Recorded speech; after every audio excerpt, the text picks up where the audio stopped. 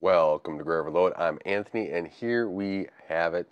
The Microsoft deal is done. Activision, Blizzard, King are now all part of Xbox.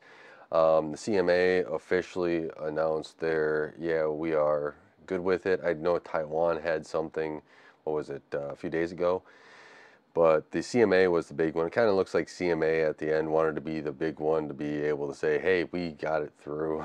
I don't know. Or they're looking for publicity or something. Uh, it's just it's just weird that they were hung up on cloud gaming, which maybe it will be a thing, maybe it'll be huge, but at this time there would be other concerns I would have put up there in the short and long term, especially for competition wise and game innovation, all that other stuff. Um, Heck, getting games out. You've heard Microsoft themselves say some stuff. You've actually seen Microsoft themselves kill some items, when they don't do what they want within a couple of years. So that would have been more concerning to me. But the deal, that's still my viewpoint. But here we are today, and the deal is done. Let's jump over to the Activision Blizzard newsroom over here, where they're saying the final step in the UK for the Microsoft deal is done. They approved their transition. Just the CMA and the regulators of the authority of the UK approved the transaction, with all going to uh, Ubisoft, those gaming rights for the next 15 years on the cloud. So that is all there. That's done. Then you have our next adventure, which is merging the two companies. 4 decades of players, Call of Duty, Candy Crush Saga, you know, Crash, um, Bandicoot, Diablo, Overwatch, Warcraft, all those now are underneath the Xbox banner. I'm sure it might take a little bit of time for Microsoft to get it where they all want, but there is a new gaming studio hub here with Xbox, and I do hope that Microsoft's promises throughout the deal do hold true. Do I think off the bat that they will not hold true? Yes, I don't think that Microsoft is going to be coming out with more games. I don't think Microsoft is going to be putting their best foot forward for the gamers. Based upon their past statements and what they've done with other companies, which is a huge disappointment. I really want this to be good for the gamers, so I hope that they hold up to the word and they push a lot of new IP out and new things forward. That's that's here and a new chapter. So the CEO Bobby is going to be gone here the 1st of January. So through the end of 2023, he'll be here, and this is just going over kind of their, what they had, in the beginning, everything else. So that's where we're kind of at there. We got, let's see, the UK government here. This is Microsoft's concessions, a game changer that will promote competition. Okay. Yeah, well, the competition I want is the games that are going to be out to be able to compete with everything here, the CMA. If Microsoft kind of just laxes on their games or doesn't release as often, here we are with, you know, less games and less competition in that. So we'll see where that goes. I'll post all of these links in the comments below, just going over them so you have them. And then here we go with Microsoft. Phil Spencer is the one talking here, and he's been excited, right? This is a big deal for him. He is, talking about everything that you get, kind of the same stuff over at the Activision said. He's long admired Activision Blizzard King and the impact they've had on gaming, entertainment, and pop culture.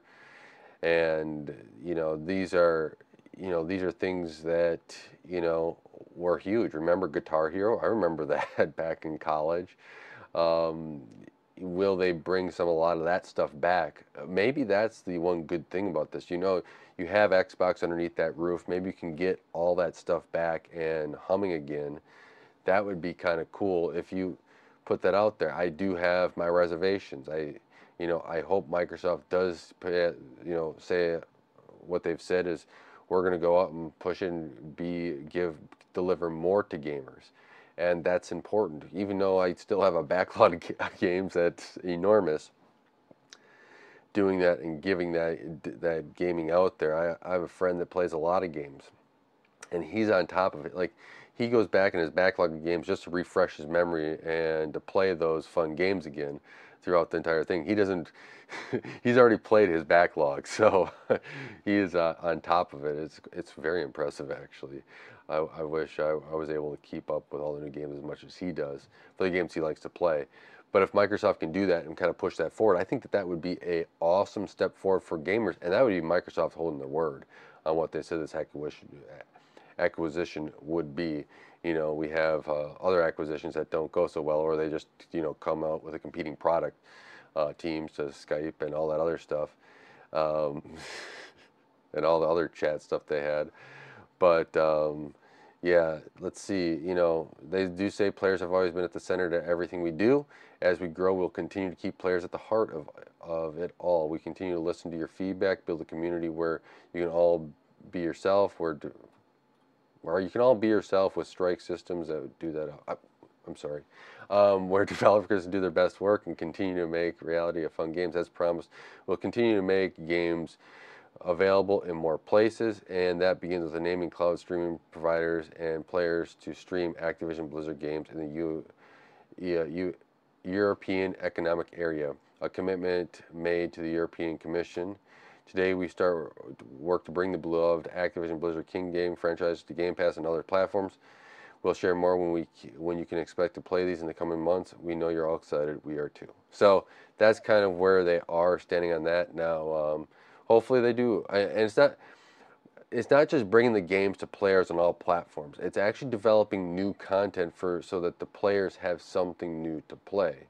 That is what also keeps the players involved here, Microsoft.